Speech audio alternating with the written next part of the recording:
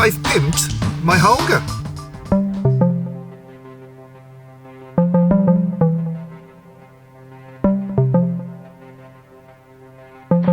Hi guys, welcome to another video. Today we're taking the Holga out for a spin. It's a bit overcast, and so what I'm hoping to do is do some long exposures. Now when I bought this camera, the whole aim of it was actually to fit a 10x filter, a cable release, and to take it to do some extreme long exposures on film. Because I kind of wanted that film look and also wanted that sort of unpredictable Holga look. Basically I wanted it to look totally analog and a bit unpredictable. So I've modified the Holga a little bit. Now the first thing I had to do was I had to buy a 46mm to 49mm filter adapter ring, which screws on there onto the lens. Now the lens doesn't have a filter ring as such, but you can manage, because it's quite soft plastic, you can manage to sort of effectively force it on.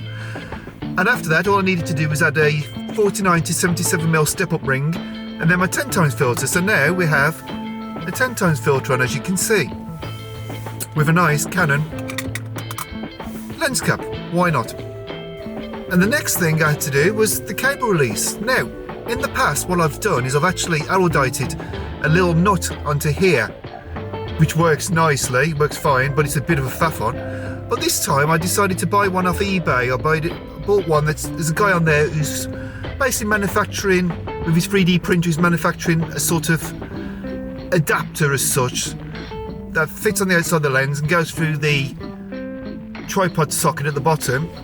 Now your cable release screws on. Now I've had some problems that my cable release keeps falling out, so I'm not sure if I've got a duff one. I'm not sure if my cable release isn't quite suited for it. I don't know, but I've got it working. And the next thing I had to do was, it's all quite straightforward from there. The little switch on the bottom, where it's got a B and an N. N is for normal mode and B is for bulb, funnily enough. So I'll switch that to B. And my final consideration has been up here, the nice sunny or cloudy symbol, which if you remember from my last video I did with the Holga, effectively changes the aperture.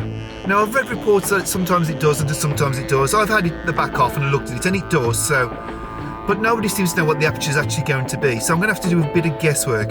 As I'm doing extremely long exposures, I'm going to go guessing it's an f16. So any metering I'm going to do it f16.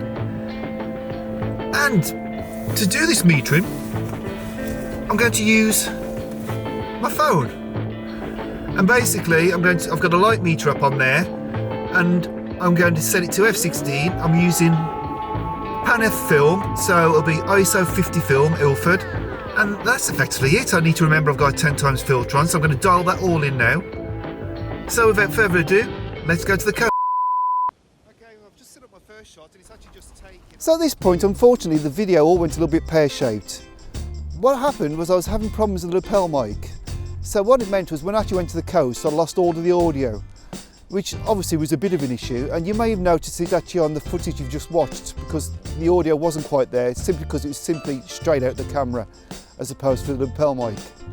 Unfortunately, the rest of the video is pretty much a write-off, and I've been sitting on this footage now for about 3 weeks wondering what to do with it, and the reality is I've decided to try and piece it all together simply because I like the shots. So I'm going to talk a little bit more about my experience of using the Holga in its modified mode and how I got on.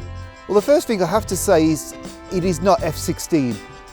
The first batch of photos were pretty much all drastically overexposed, which was okay because I was shooting in film and there was a lot of latitude in the film and I could sort of bring it back, and I salvaged the shots and actually I was really pleased with them.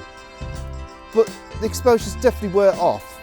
So halfway through the roll, I decided to head home, do a bit more research on the Holga itself, and some people were saying it's more around f11, so I thought, well, I'll give that a try.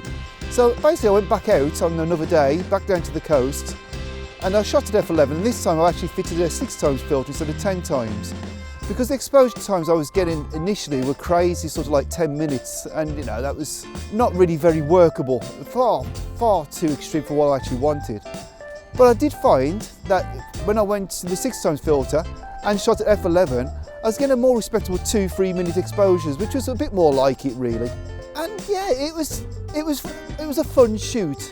I did actually find that the 3D printed tripod adapter was a bit temperamental, and occasionally the cable release would literally just fall out, which was a bit off-putting.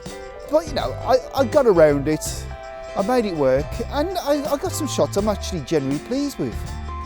So all in all, it was a good experience. It's a shame the video didn't pan out as well as I would have liked, but I was pleased with the shot, and ultimately that's what really matters, and I did really enjoy using the Holga in this sort of situation.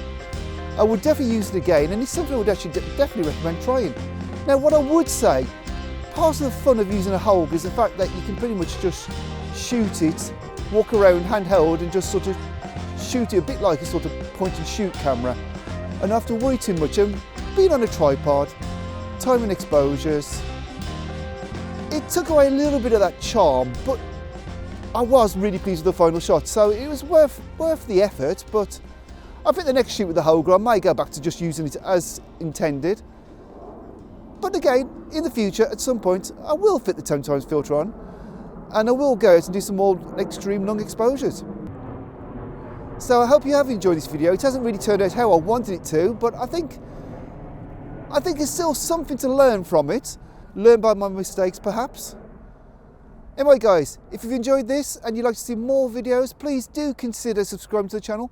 Maybe give it a thumbs up if you do like this video, and I'll see you again soon for another video. Thanks for watching.